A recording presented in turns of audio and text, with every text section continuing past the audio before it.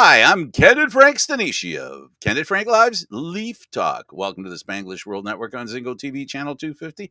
Please remember to download the Zingo TV app at the respective app stores for iOS and Android devices. While you download, make sure you rate, leave, comment. Both apps are absolutely free. Zingo TV is available on Google Chromecast, Amazon Fire TV sticks, Roku sticks, and also smart TVs 2016 forward.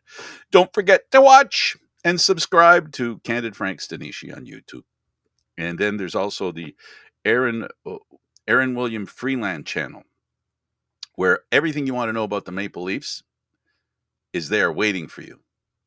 We just don't have a page yet for that. No. We're advertising it before the page arrives.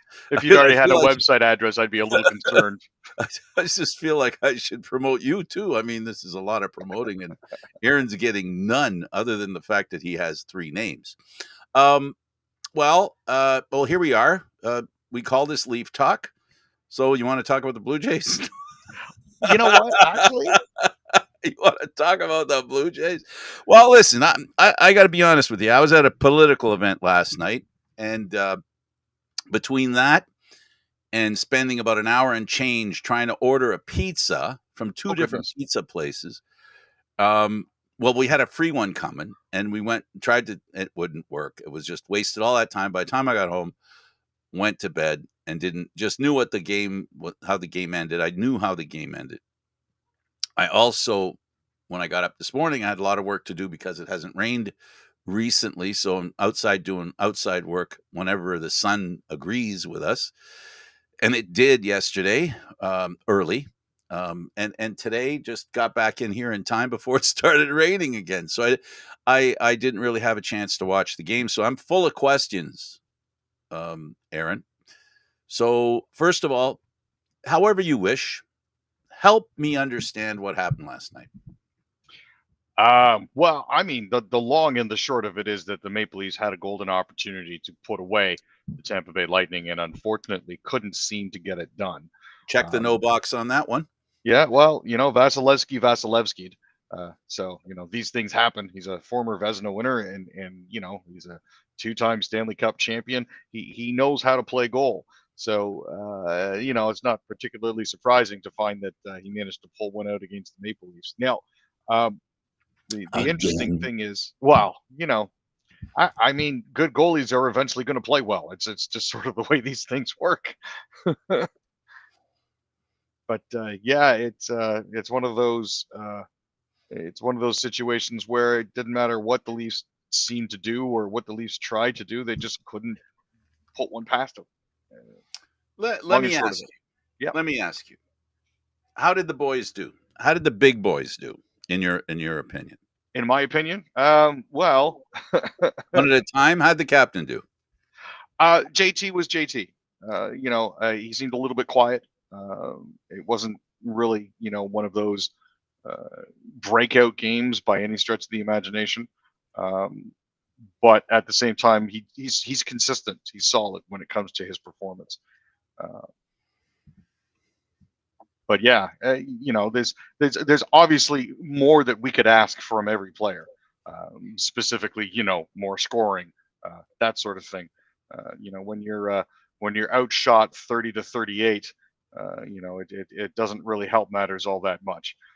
Now, he did have 2 assists, so that is one of the bright spots of the night. He had an assist on the Matthews goal, and he had an assist on the Riley goal. So there's actually been a great revelation for the Maple Leafs. Morgan Riley's been playing absolutely fantastic so far. He just hasn't been able to carry the whole team. No, and there's only so much you can do from the blue line. So I'm looking here at statistics, however irrelevant they are. I can see by these statistics here, boy, oh boy, Giordano and Hall did not have a good night last night. They were -3. No, they and I'm not 100% sure what it is or what sort of compromat Justin Hall has on Sheldon Keefe, or if they just get along really, really well. But at this point, they're getting absolutely caved in by Tampa Bay's offense. And They're then keen we on it. have. Oh, sorry. Go ahead. Oh, okay. Then I was going to say Camp, Lafferty, and O'Reilly were -2. No, I mean it wasn't a good night for them, all told. Kerfoot had a penalty. Justin Hall had a penalty, but that was it. They managed to hold Tampa Bay off when it came to special teams, so at least that's something. But when you look at how everybody did and the amount of time that they spent on the ice, I mean, Lafferty almost got decapitated, so there's that as well. He's lucky he survived with his head intact. What do you mean? There was a non-call behind the net. One of the Tampa players, it looked like, almost succeeded in removing his head. You could actually see the red welts on his throat in some of the highlights where he actually took the stick. So, And was there a referee conversation about it anywhere? Did they get together and say, what happened here? I didn't see it. Apparently, neither did the referees because, as it turns out, no call was actually made on the play. So, Oh, you didn't see the call? You just saw the evidence. yeah, you just saw the evidence. Oh, There was okay. Well, there was no actual call. you can't call a penalty on. We can agree on that. I think that you can't call a penalty on an injury. Oh, wait, yes, you can, but not that one. But No, not that not guy. that particular one. Break a guy's nose, with a stick. Then So yeah, I'm looking statistically. I saw a little bit of the game. I saw how excited by a little bit of the game as I turned it on. Like it was like half hour before showtime because I stopped to have lunch at 5:30 and watched from 5:30 to quarter to 6, maybe even 10 to. I watched some of the game. I zoomed through a bit. I saw the high stick on the kid Nyes. Didn't get called. That was fine. I saw the hook on a Leaf player going across the blue line trying to get in to get to the net, and I saw the hook, and he clearly hooked him because it pulled his stick. You can't even put your stick there and you get a penalty, but you can hook them. Is this complaining about the officiating? They make it so easy. They make it so easy. They just make it easy. Yeah, so, but the Leafs, as our friend David Morasuti said, he told me, I said, so what happened? Tell me what happened. I was talking to him on the phone, and he said, it's about the Leafs. And it's about the team, and that they just couldn't stop Tampa. Tampa was, they had their way with the Leafs in the neutral zone. They entered the zone almost at will, and the Leafs didn't have an answer. And the words that he said that really stuck in my mind, which I could visualize what he was saying, is Tampa pulled together another gear, and the Leafs just didn't keep up with them. It just seemed that they were getting out hustled, and I think the part of that is being on the cusp of closing out again. And it's a position that the Leafs aren't entirely unfamiliar with. I mean, they lost 2 games against Columbus. They lost 3 games in a row against the Montreal Canadiens after being up in that series 3-1. So for a lot of Leaf fans out there, this is starting to feel eerily familiar. And quite frankly, traumatizing for some of them because this is all a pattern that we've Deja seen vu before. all over again. Yes, sir. But you know what, Aaron? Let's not buy into that. Let's help Leaf fans get through this, and I'll try and help you get through this. There's a distinct pattern that's happened, as I said at the beginning, where visiting teams are having a lot of luck in the playoffs this year. Let's go with that, and if you're a Leaf fan, keep that in mind. The Leafs are traveling to Tampa. Can the Leafs play the kind of game on the road that they couldn't play at home? This team has played well on the road all year. So, it's not like it'd be a surprise if they actually won against Tampa. We know that if you let Tampa dictate the game, they know how to dictate a winning combination, right? So you can't let them dictate the game. So I guess if we can start talking about what they should be doing, the goaltender wasn't the problem. David told me that he was trying to stop a cross pass, and then of course, it means he took the paddle and he pointed it the wrong way to try to intercept the pass, and then it was just along the ice, and goal number 2, and the lead happened, and that's is what it is. 919 save percentage last night. That's not a bad save percentage. So this isn't on Samsonov. This is on the players that I keep saying over and over again. Only because the big guns have to do something for the Leafs. Each and every game, they have to come up big. If they don't come up big, the guys like Achari and they've got to play better defensively. They've got to keep the other team away from scoring. They've got to do that. They've got to make it a wash. That's usually what the bottom 6 are supposed to do, right? Isn't that their job, to neutralize whoever they're up on the ice with? Essentially, yeah, that's the role of the third line in most traditional lineups. The problem I think that we're running into here is that whenever the Leafs' big guns up front go silent, there isn't enough back end, there isn't enough lower 6 scoring to compensate for that. Yeah, Which it's going to yeah, be an issue. but they've got the factors playing for them this year. Otherwise that's Riley's or O'Reilly's nickname is the factor. And there should be more than one factor on this team. The motivation is clear. I joked about the officiating. I mean, it's the kind of officiating the Leafs are going to get. I said that before, and I'll say it again. They've got to rise above that. They got to use it as fuel, and not use it as fool. So fool, no. Fuel, yes. When they hit the road, and when they show up in Tampa, they have to be prepared for the onslaught early. And Justin Holl, or, well,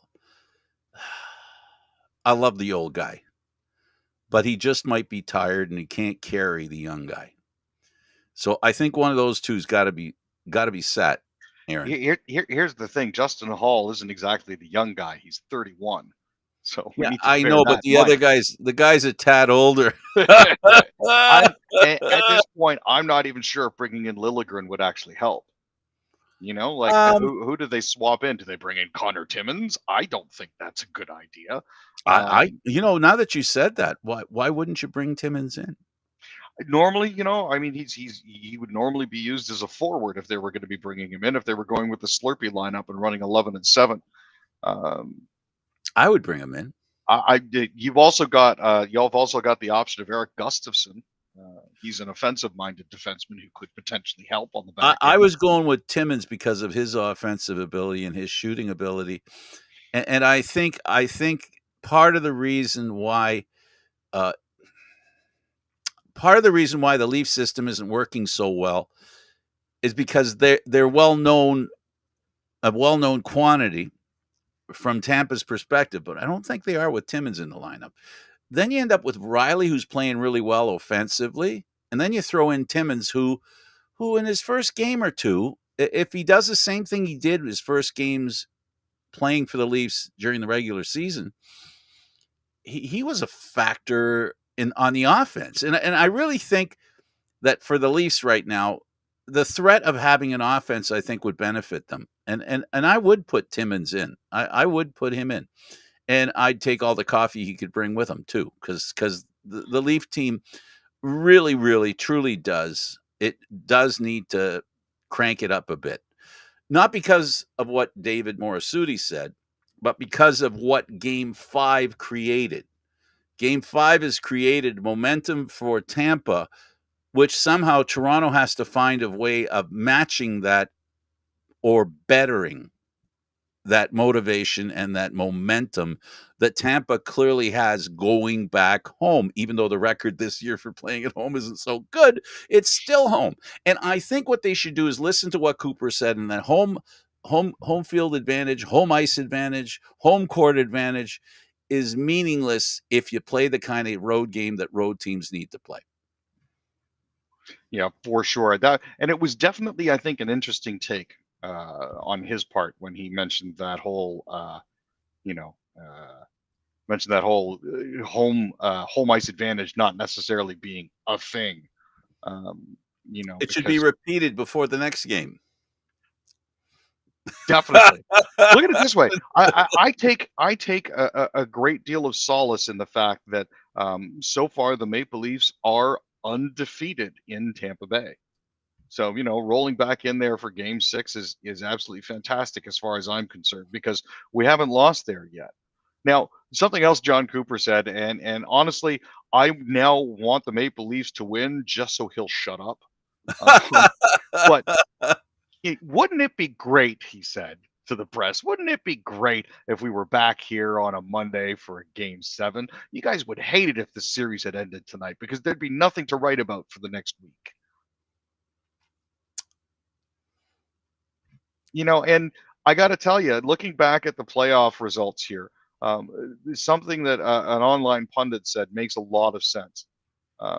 As the series goes on and as the series gets longer, the number of penalties that's called gets less and less. And you know what? If I were Keefe, maybe I would say something like this, or exactly like this. Wouldn't it be nice for the Leafs to go to Tampa, and wouldn't it be nice for us to win that game so we don't have to listen to Cooper anymore? You know what? Here's the thing, boys. If we're in Tampa Bay when we win it, we get an extra day off at least, because Boston, for some reason, hasn't been able to put away Florida. So we'll get a little Well, bit of we're extra going to time find out off. tonight, Yeah, for sure. and that's on the same trajectory as the Leafs series. Boston's going on the road. So we'll see if they can. We'll see if they can take care of it in sunshine. Yeah, I'm personally I'm looking forward to a series that includes the Leafs in the next round. I'm looking forward to it. As a fan, not really. More as an interested party in seeing what happens. I'm really this, and I mean this sincerely. Boy, oh boy, I should take up drinking. I say this sincerely that I'm dying to see what happens in Series 2 when the Leafs advance, because they got players who are really good who don't know what that feels like, and I'm curious. I'm win curious for the second. I'm second series curious to see how the Leaf young players behave. The reason I say that is that this has been and is a real man, it's a real cramp on the kids' style. Like, that those young players, and they're not young anymore. Now they're like 27, right? 7 years in the playoffs. It's not like they've only been doing this for a year or two. So I guess relief is something that's really interesting. But what I'd like to see is if they could do it, I'm dying to see how they use that motivation into the next series, because I'm dying to find out if that makes them happy enough. You know what I mean? Like I'm wondering, will Austin Matthews say, "Well, we finally did it. We won a series. Yay! I can hang up my hat. I can go play golf. Everything's cool. We've done what we need to do." Or do they go with the other approach? This feels good. I like this. I want to do it again. That's what I'm thinking of, right? It's that feeling that we've made it through the first round. This feels really This was awesome. the hard part. This was the hard part. Let's get on to the second round now. I bet you getting through that round is going to feel And just as good, if not better. and if Florida wins tonight against Boston, Oh, and Boston has a game 7 at home, you know, the and if Toronto doesn't win in Tampa, there's multiple series opportunities. I mean, can you imagine a series between the two Florida teams? Could you imagine a series between Toronto and Boston? Right? and And this then is where we get into the whole myth and dragon slaying and everything like that. And what? Here's the wonderful part though. If they get past Tampa, when they get past Tampa, they'll have an opportunity then to take on their biggest dragon, and that is Boston. right. And oh my gosh, we're in the second round. We haven't been to the second round since before Topi Niemela was born, let's just say. I'm not sure if he's that young, but anyways, like we haven't been to a second round since 2004. So this is the real opportunity here to take that next step. Sure, we're playing Boston. Sure, they beat us before, but that was in round one. Now we're in round two, and it's a completely different game. And they're supposed to beat the crap out of us because they're the favorite team, Yeah, all the right? pressure's That's the thing. on Boston at that Totally, point. it is with Florida. Florida has no business to be in that Oh, series. not even close. I mean, God bless the Kachuk and all of them, but yeah, no, there's no justification for them actually being in there other than getting a little bit lucky, you know? Absolutely. Totally fair, totally understandable. Listen, let's take a break from the Leafs and let's talk about some other stuff. And I guess, do you want to go NHL or do you want to go news? I'm going to give you the option. I'd like to take just a quick tour around the NHL just to see how some of the other teams are doing out there. I How know about that we we start focus on with the Leafs. players and coaches unsure where the officiating is? You want to start there?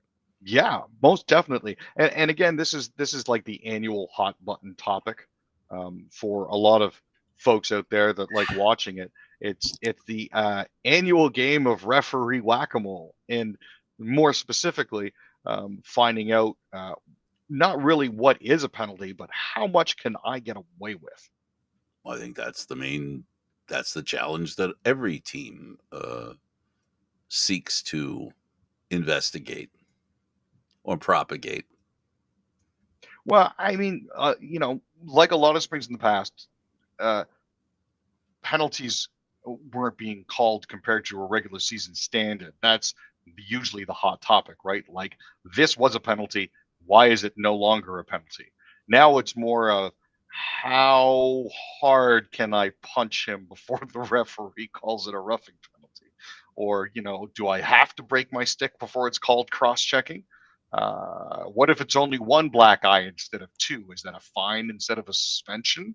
I guess it all depends on how George Peros is feeling on that particular day. But it's always a challenge because playoff hockey is a completely different beast than regular season.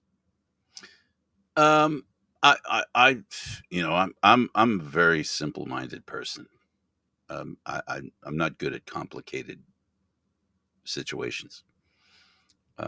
In fact, I don't even put it on Facebook. Nothing's complicated because I don't like complications. Complications are they're energy suckers, and I don't want my energy sucked. It's just one of those things I don't like. I'm a simple guy. I'm a guy. Watch the game, ref. If it's a penalty, just call it. Don't look at what time it is. Don't look at the call you missed before. Don't look at the call you're planning on missing later. Just call the penalty when you see it. Because I firmly believe, and I've always believed this, and I was watching the big bad Philly Flyers. Those guys beat the crap out of the Leafs in Toronto for so many years. I've always been a firm believer that if you call every penalty, you won't have to call too many penalties as you move along. It's when they let a penalty go, right? That's when all of a sudden now there's an invitation for players to try something. It's the thing I hate the most about officiating that's acceptable. Nailing the retaliator. That just seems so like it seems so unfair. You're going to call somebody because they're upset because they've been fouled. That almost seems counterintuitive. So now what you've done is you've rewarded the person for initiating the penalty. So I said it and I say it again. See a penalty? Call a penalty. If it's not a penalty in the first minute, it's not a penalty in the last minute. If it's a penalty in the first minute, it's a penalty in the last minute. Just decide what the penalty looks like. And like these guys, they ref for a living. They get paid pretty good money. There is no reason for them to factor penalties. The problem with officiating in the National Hockey League, it's like they're walking around with a calculator, right? And they're going, okay, they're on the blue line. Oh no, they're at center ice. Oh, and the bigger guy is doing something to the smaller guy, and the guy with the white jersey is doing this, and by the time he finishes the calculations, the play's gone and it's not called because he needs to oversimplify. The National Hockey League needs to pursue the simplification of officiating. If they really are, if they really do want gambling to be a part of the National Hockey League, and I've always said this, when they brought in gambling, they were making a commitment to call games fairly. Now, if you're betting on the Leafs and you're losing money and you're starting to think, you know what, I guess I won't bet on the Leafs. That's fine. That's a great solution for somebody who's betting, let's say, on the Leafs. But then what happens when the Leafs win, and or a bad call is missed on their behalf? At the end of the day, the bottom line is, if it's a penalty, call the penalty, and you watch. Players will play a lot better hockey, and you don't have to worry about the BS because they're going to be afraid that they're going to get called. But the proof is that when they let stuff go, they miss the mark by a lot in some instances because they're factoring instead of just calling what they're seeing. Oh, and that's what I think made it so difficult to try to get people to get on board for the gambling in the first place was Tim Peel on a hot mic talking about how he was looking to Factoring. balance out. He was doing calculations. Yeah, well, I got them for that, so I gotta try to even it up. There's that expression that you hear a lot of, just evening up the calls. The fact that they say it out loud, Aaron, is it's disgusting. It speaks to basically the fix is in. It's like, and I know I was joking at one point earlier in the season talking about if teams could refuse penalties because the Leafs power play was almost automatic. Automatic in the sense that nothing would happen. No, automatic in the sense that they were putting pucks in the back of the net with frightening regularity earlier in the season. And I was joking. Well, can teams decline the penalty and just give the goal to the Maple Leafs? Just, for avoid that putting purpose, somebody in the box. But like at the same time, it's like you've got to be aware that there's a reason why power plays are given. You broke the rules, therefore you have to be punished for it. That's how this thing works. It's supposed to work. Well, yeah, exactly. And I mean, that's the whole thing with the referees wearing black and white stripes. You either committed a penalty or you didn't. There are no shades of gray. Absolutely. It's black and white. Yep. Well, maybe they should change the colors of the uniforms and be black and gray and a little white. Just make it gray. Yeah. Solid color. Why the stripes? Yeah, exactly. Just gray. Just gray. Gray with an orange band so we know who to yell at. That's it. Orange. Keep it simple. Yeah, amber. Amber, I guess, would work. I think more of an amber color would be better. Well, I was thinking orange because they tend to be pylons and get in the way, especially if you're scrumming for the puck in the corner. But, that's just me. Move the puck. Yeah. Well, you know what? Get out of the way, ref. Well, until a team with power in the National Hockey League, because anybody who doesn't realize or think that certain teams in the National Hockey League have a little more say and are heard a little better by the league than some. There is I don't believe there's equality, to be sure. I don't think there's any equality, that's for sure. So until a team that has a real, let's just say, has the ear of the league, until one of them gets shafted major, nothing's going to happen. Because the rest of the teams who know those teams have it okay, once they complain, once the teams that, have some say in what goes on, the ones that have the phone call that they make to Bettman's office and they talk to him directly and complain about what's going on. We've seen it. We've seen the calls happen from the press box. So, what we'll find out is then what happens. So, we saw the Buffalo Sabres lose a Stanley Cup and they changed the rules the very next year. Remember? No. And that foot was very clearly in the crease. Can't really lie about that. The foot was very clearly in the crease. But then they'd already set up the confetti. Remember what it was? Remember what it was? It was the puck went in the crease first. Isn't that what? Yeah, and then it was okay for him to cross in. Like, no, you can't retcon this. You can't retroactively change the continuity and the reality. The reality is that they blew the call, but they didn't want to clean up all of the confetti that was already on the ice because somebody got trigger happy with it, and they let it stand. And it's one of those things where it's like, the rule was broken. We saw the rule was broken. And to my point, it's only Buffalo. To my Yeah, point, it's what's Buffalo going to do? They're exactly. grateful they're in the league. They're And when grateful when they're you have a legacy member, when you have a legacy That's what member I'm talking about. scoring the goal. That would never happen to the Montreal Canadiens. You can forget about it. That would never happen. They would not allow that to happen because half the management team and the owners would be on the ice cleaning the confetti. That ain't gonna happen. Now, that's not it's not to suggest that I'm slighting the Montreal Canadiens. I'm just saying that there are people who are more powerful within the organization of the National Hockey League than others are. It's just it's just human nature, and it's just life the way it works. It just is the way it is. So one can hope that your concern, the National Hockey League will, hopefully at some point arrive at a conclusion where they decide that if a penalty is a penalty, then they should call the penalty and leave it at that instead of complicating things. It's the same thing with they do the same thing with the suspensions. They're very inconsistent. Oh, entirely It too leads one to inconsistent. think that they're factoring. And again, using that calculator doesn't do justice to justice.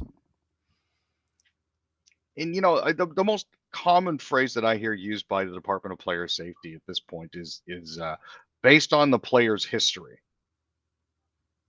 But you've Yeah. said before in the past that you're not supposed to look at history because that induces bias. So, you got to figure it out here, boys. You got to figure out what's going on here. Let's go on to a coach losing it in the last game of the year. I think this was totally Rick Bonus. It was totally unnecessary, uncalled for. And I say it for this reason, multiple reasons, Aaron.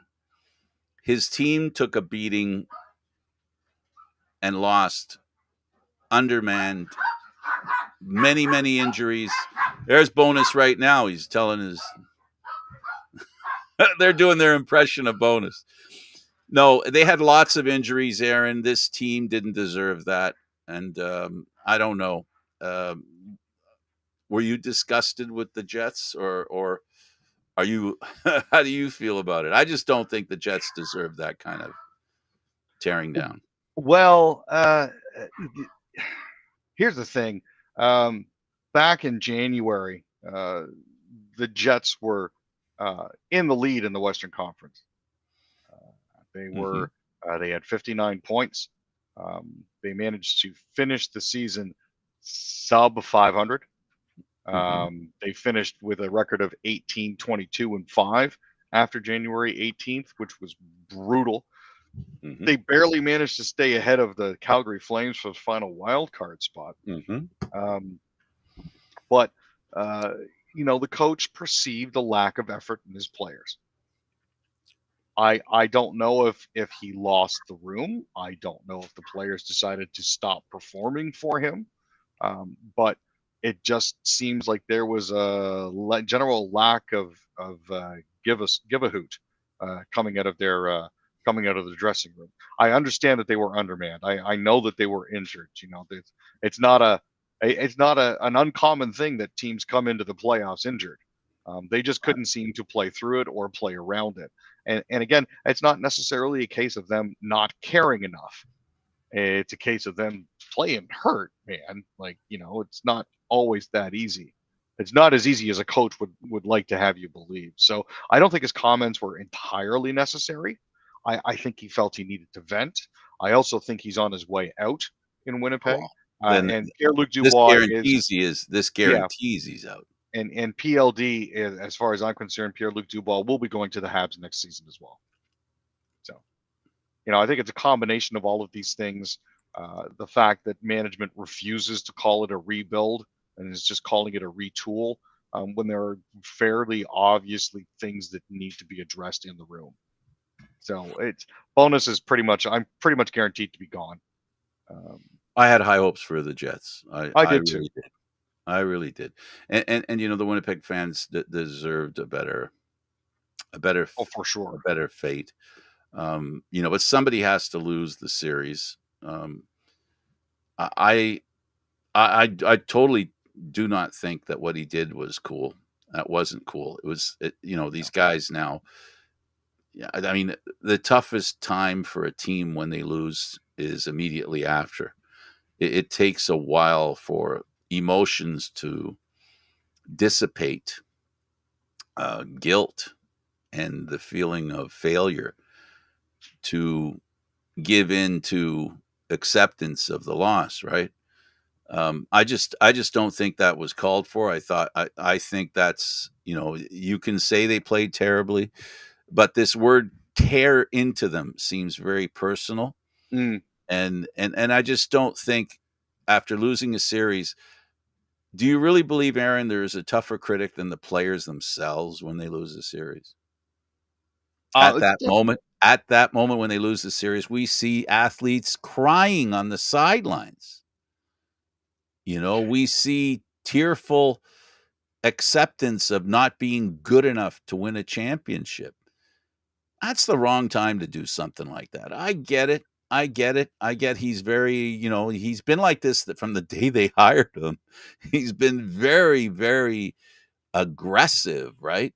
Which is fine by old National Hockey League standards. What I'm going to lay out for you is those kinds of coaches, they're not welcome anymore by the players in the National Hockey League. yeah. He'll be rejected, and players will say no, don't hire him. And I don't know if it's to the point yet where organizations give wind of who they're going to hire. I mean, we saw that with Vancouver. The players knew who was getting hired before the coach was fired, that coach was replacing. So we do know that players have at least an ear to what's going on. I just don't think that this kind of behavior by a coach, it speaks to um, it speaks to a lack of control. Um, you know, and I hope he's contrite at some point where he says, maybe I shouldn't have done it like that. If not, he's going to have the reputation of being really tough, and I just don't know if that kind of toughness works in the National Hockey League today. Yeah, it's Rick Bonus, for lack of a better term, seems like an old school kind of coach. Not brusque in the same way that John Tortorella is, but he will shoot from the hip in a slightly more diplomatic fashion, I think is the best way to put it. Now, Keith And is a lot like that, though. Let's keep mhm, that in mind. Keith is a lot like that too, but not publicly. no, I mean he's more likely to do it behind the scenes. But when they hired Bonus, he did coach the team to a 46-33-3 record. And I understand that, they didn't have Nikolai Ehlers for the first four games. Morrissey, Shifley, and Perfetti were out, and those have been some of their top performers. There's a lot that they had stacked against them already. A lot.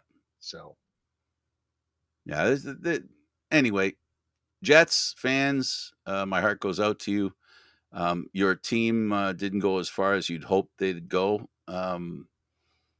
I root for every Canadian team simply because there hasn't been a Canadian champion in the National Hockey League of the Stanley Cup in 23 years. I think it is now 23, 24. What is it? Something like that. 1993, 30 1990, years. 30 years. Yeah. 30 years. It's Wow. been a heck of a long time. I just didn't. It's been that long since I thought about that, I guess. It's like with the Leafs. It's been what, 30 years since they won a something Terrible. like that. Oh Terrible. no. Well, another team that unfortunately, you know, being a Canadian team in the National Hockey League means that you've got to work very hard to keep your players. The Flames have had difficulty keeping their players. And we know now, I think it's safe to say that they missed Tkachuk and that kind of player on their team, because he was of the personality that, you know, that the Flames like to exude and to be a part of. And Huberdeau wasn't exactly that kind of player. Yeah. He's a guy more suited for the Leafs than he is for the Flames. And I'm not saying that they're going to trade him to the Leafs or the Leafs want him, but I hope you understand what I'm saying. I hope the people out there understand what I'm trying to say. No, for sure. And here's the thing: while they may have a new arena deal in place in principle, um, it's this is it seems convenient, and the UCP have been framing it as, hey, well, we've got this in place, but you're only going to get it if you vote us in again. And Oh, now the boy. Canadian Taxpayer Federation has been a little bit leery of that, just because it's political positioning and posturing. But it's a $1.2 billion deal between the city, the province, the Calgary Stampede, and Calgary Sports and Entertainment Corp, or CSEC. They're seeking to replace the aging Saddle Dome with a new event center. The provincial government's $330 million share includes updates to infrastructure around the arena, along with a community rink. But that $330 million will only be provided if the UCP win the next election. So here's the thing that they forget, though. Not everybody who votes in Alberta lives in Calgary. So this could potentially backfire. They may find themselves back at square one again, if what they're planning for the election doesn't come to pass. So, And if I'm not mistaken, I don't know if it's still in it. The football stadium was a part of it as well. as far as I'm aware, yes, that has still been rolled into it. They're trying to consolidate everything around the Stampede grounds to create a centralized hub. So there'd be the football, the equestrian center, the Saddle Dome, a new rink for the Wranglers, sorry, which are their AHL affiliate that can also be used by the community. Um, but yeah, it shakes out to be, it could be very, very interesting to see. Well, it's a space more than the National Hockey League team, more than the CFL team, more than the AHL team. It is a cumulative thing. It is something that can be the seed for more business. Because I mean, if you're a sub joint, a restaurant, a place that wants to sell stuff to fans, you're going to want some real estate near there. There's going to be real estate growing around that area, which will be good for the city. And as you said, I mean, if you don't live in Calgary, this isn't that big a deal. I mean, if you live in Edmonton, this is not a big deal. This, in fact, is something you're going, oh, hold on a second, where's ours? Because Edmonton's not far behind as far as football is concerned. But they got the arena. But here, I like what Calgary's doing, because they're basically saying, hey, look, let's do this for all our franchises in all our sports interests. Let's do it for all our sports interests in our community, which is a great idea. Essentially, the Rogers Center Edmonton has is it's all about the Edmonton Oilers. It's not about anything else. They get their own subway stop, their own train stop, their own bus stop, whatever.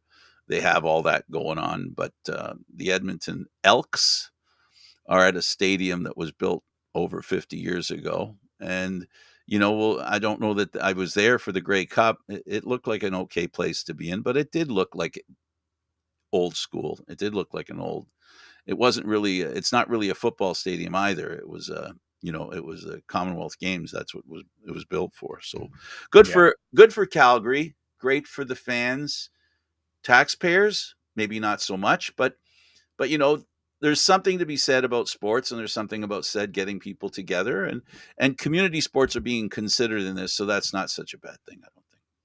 Now, that interesting counterpoint to this, Amarjeet Sohi, Edmonton mayor, Mhm. was quick to point out that there was no provincial government support for their new arena when it went in a Mhm. decade ago. What See, makes Calgary so special? see, But uh, Danielle Smith also said that, well, there could potentially be a second phase in the development around Rogers Place in Edmonton as oh, well, there that you go, government would kick into as well. new So, football stadium. it could be Because we nice. know as CFL fans that you can't go it alone. A CFL franchise cannot build they cannot, like, we know what the experience in Winnipeg and Saskatchewan is, two very heated hotbeds of football in Canada. And to create that kind of stadium on 10 games a year, kind of difficult to justify. Financially, the numbers don't add up. It doesn't add up. So there is a bit of a sacrifice to be made, which is why it needs to be leaned in with something else. Soccer's becoming very popular. They play about 30, 40 games a year. So, there's that route as well, or route, depending on what kind of Canadian you are. Now, in keeping with the CFL, there's also some other interesting news that came out yesterday afternoon. I wanted to just segue into that if I could. Go Um, ahead. Specifically, CBS Sports Network will be carrying 34 CFL games this year. So that is a huge step into the American market. CFL Commissioner Randy Ambrosie said in a statement that we're looking forward to working closely with CBS Sports to serve our loyal fans in the U.S. and grow our base there. CBS Sports is synonymous with the finest in sports broadcasting, and we're proud to showcase our product on that network. Now, they're going to carry the 2023 regular season opener June 8th between the BC Lions and the Calgary Stampeders. Um, Dan Weinberg is fully on board with CBS Sports. So this is a big step forward when it comes to exposure and drawing more eyes to the product as well. Yeah, we'll see if this network can catch lightning in the bottle. I mean, what it comes down to, Aaron, is how deep into football fans in the U.S. can the CFL reach into? One thing, it seems every time this happens, every time U.S. football leagues emerge, they always come into our little CFL world and start kicking us in the derriere. There's some French content. I hope you don't mind. And CanCon. and so I mean, it people start saying, "There we go, it's the end of the CFL. The XFL's out. It's the World Football League. The end of the CFL. The World Football League is here." And it goes on and on and on. And every time these leagues show up, and everybody talks about, all these American players want to play for this team or this league, and the Canadian Football League is going to lose all these players, and it's going to be horrible. It's going to have an adverse effect on Canadian Football League. Every damn time that prediction is made, it falls flat on its American face. The Canadian Football League is here to stay. CBS doing this is saying just that. They're going, you know what? All right, so ESPN and company are going to go with their league. They're going to have their league, and they don't want to use the Canadian Football League. And the Canadian Football League lands with a different group that will be motivated, and they'll have the opportunity to say, the football we're showing here, other than the NFL, is a lot better than that crap that they're showing over there on that other network. Take a look at this football. Just watch the game. And as much as we can criticize the Argos for not having so many people in the stands, we've watched American football leagues other than the NFL.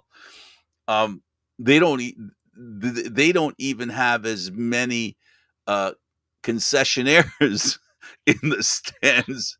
I mean, there's more concessionaires in a CFL game than there are fans watching at those other games. It's worse than high school football. At high school football, there's the odd parent and a couple of girlfriends, boyfriends, depending how you look at it. They're there. You can see them.